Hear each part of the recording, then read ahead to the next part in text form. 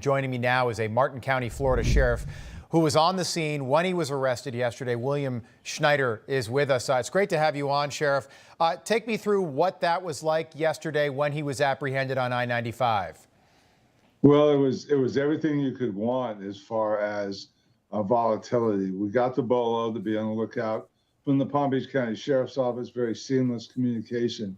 And within about 15 minutes, one of my road patrol vehicle spotted the suspect vehicle. We had mobilized along the interstate, and we were able to follow the car for a couple miles, and then using what we call a pinch maneuver, force the vehicle to a stop on I-95, and then do a felony stop and take him into custody without incident. What did he say when he was apprehended, if anything? Well, I was there, and right after the stop, I would say this: he had the demeanor of somebody coming home after a Sunday picnic. His facial affect he was unperturbed, did not seem particularly rattled. I mean, the interstate was shut down, helicopters overhead. I mean, you can picture it, guns, everything out. He was fine, and did not say a word. Did he know why he was being apprehended? And the only reason I ask that is 1963 Dallas, Texas, Lee Harvey Oswald reportedly asked police multiple times why he was being arrested. Yeah, I recall that. And, it's funny you mentioned that. I was actually thinking of that apprehension of that suspect. But no, he asked no questions. He absolutely went with the flow. I would say this: it seemed like he was expecting almost to get arrested. He never said one thing about why are you stopping me. He didn't protest. He just went with the program, which for him was very good, because had he given us trouble, had he run or produced a firearm, you'd be interviewing me now on exactly what caused his death. Yeah. Can you give me any insight into when we will know exactly what motivated him to allegedly do what he was planning on doing yesterday? Well, we did our part yesterday, and that was take him into custody and turn him over to federal authorities.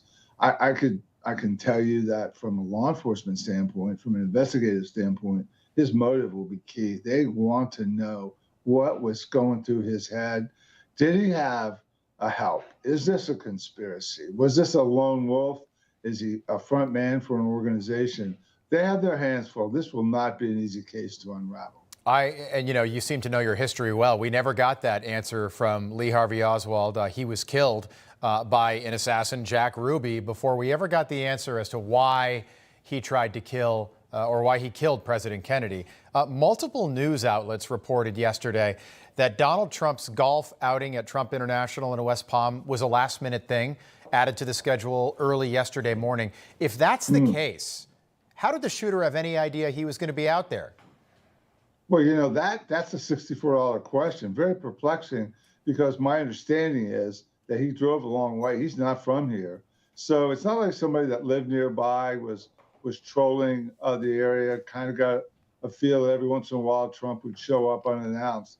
I would ask that question. That would be the first thing I'd want to know if I was the federal government. How in this world, what the heck was going on that put this guy on Trump at the golf course without any advance notice to the public that he would be out there? And I'm just going to ask you this as we look at a map here, because I know you know the region so well. So Trump was apparently putting on the fifth hole and sixth hole run. That's Congress Ave to the right there, and then Summit Boulevard that kind of snakes up the far side of the golf course there along the sixth hole and several other holes.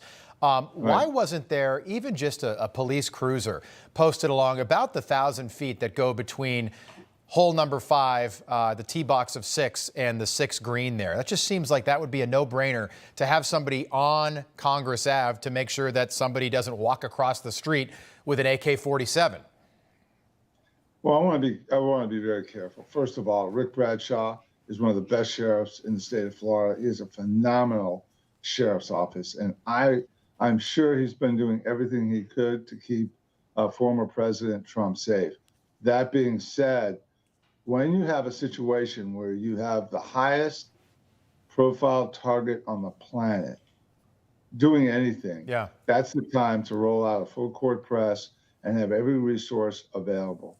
And I would tell you this, knowing Rick Bradshaw, that's exactly what's going on right now. All right.